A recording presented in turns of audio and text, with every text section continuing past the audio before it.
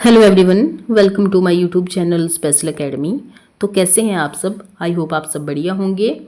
तो देखिए, आज हम छायावाद के पतन के बारे में यहाँ पर डिस्कस करेंगे। छायावाद के पतन में जो कारण बनते हैं हमारे, उनको हम यहाँ पर डिस्कस करेंगे। इससे पहले आपको क्या करना पड़ेगा? इससे पहले आपको छायावाद की विशेषताओं के बारे में पढ़ना पड़ेगा, जो कि हमने पिछली वीडियो में डिस्कस की हुई हैं।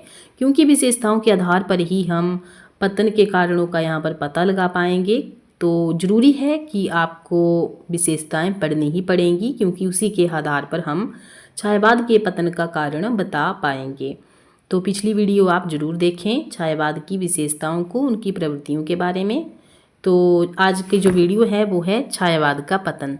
तो विशेषताओं के आधार पर ही जो है तो छायावादी काव्यधारा अधिक समय तक न चल पाई है। कौन सी विशेषताएं? जो कि छायावाद की विशेषताएं हैं, उसी के आधार पर छायावाद की जो काव्यधारा है अधिक समय तक नहीं चल पाई है। तो देखिए, उसमें कुछ दोष स्पष्ट थे, कुछ दोष उसमें स्पष्ट थे जो कि होने ही थे, जो उसके पतन का कारण बने। जो उसके पतन का कारण बने, किसके पतन का? तो छायावाद के पतन का वो कारण बने हैं। उसमें क्या था? सबसे पहले कल्पना की अधिकता थी, क्योंकि कल्पना बहुत ज़्यादा की गई है उसमें, जो कि उसके पतन का कारण बनी है, जिससे कि कविता जनजीवन से दूर हो गई है। अब कवि अपनी कल्पना अधिक लगाएगा तो वो जो हमारी सामाजिक जनजीवन है उससे तो बहुत दूर चली जाएगी अपनी कल्पना की अधिकता के कारण।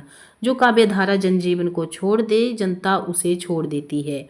अब कवि अपनी कल्पना की अधिकता करता है, तो जो आम आदमी होता है वो क्या करता है, उसको पता लग जाता है कि इसमें अपनी ही जो है तो बातें बताई गई हैं, अपनी ही कल्पना यहाँ पर बताई गई है। तो वो जो उसकी उस काव्य है, उसका काव्य है, उसको वो छोड़ देता है, क्योंकि उसमें सब कुछ कल्पना के आधार पर ही बताया गया है।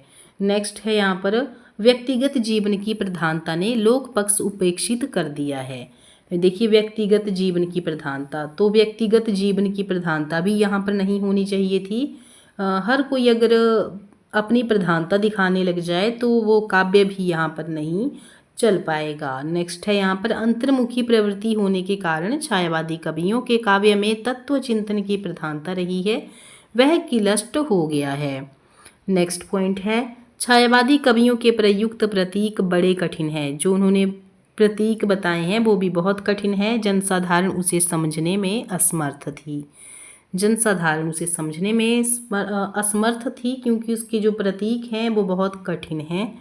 उनकी रहस्यात्मक उक्तियाँ कहीं कहीं भावाभिव्यक्ति अस्पष्ट और दुरूह है। और 6 है यहाँ पर, ये पलायनवादी कविता है। ये जो है तो पलायनवादी कविता है। तो इन सब दुर्बलताओं और त्रुटियों के होते हुए भी छायावादी काव्य जो है तो हिंदी साहित्य की अमूल्य निधि है। उसने भाव और शैली जगत में एक नवीन क्रांति उपस्थित की है।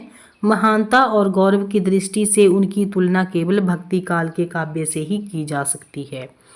तो अगर क्वेश्चन बनता है कि ये जो छायावाद है इसकी तुलना और किस काल से की जा सकती है, तो देखिए, भक्ति काल से जो है तो इस काव्य की तुलना की जा सकती है।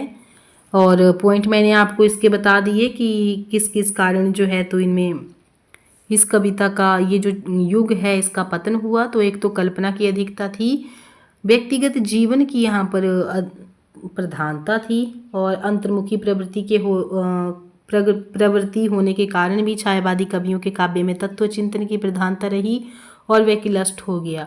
फोर्थ पॉइंट था, छायावादी कवियों के प्रयुक्त प्रतीक बड़े कठिन थे, जनसाधारण उसे समझने में असमर्थ थी। देखिए, जो नेक्स्ट था हमारे पास पॉइंट, उनकी जो रहस्यात्मक उक्तियाँ थी कहीं कहीं बहुत भावाभिव्यक्ति अस्पष्ट और दुरूह है। और 6 था यहाँ पर पॉइंट, ये पलायनवादी कविता है। तो इस तरह के पॉइंट थे जिसके कारण जो है तो छायावादी युग का पतन हुआ। तो ये थे हमारे कुछ इम्पोर्टेंट पॉइंट। तो मिलते हैं नेक्स्ट वीडियो में। Thank you. वीडियो आपको कैसी लगी कमेंट बॉक्स में ज़रूर बताएं। मिलते हैं नेक्स्ट वीडियो में। Thank you.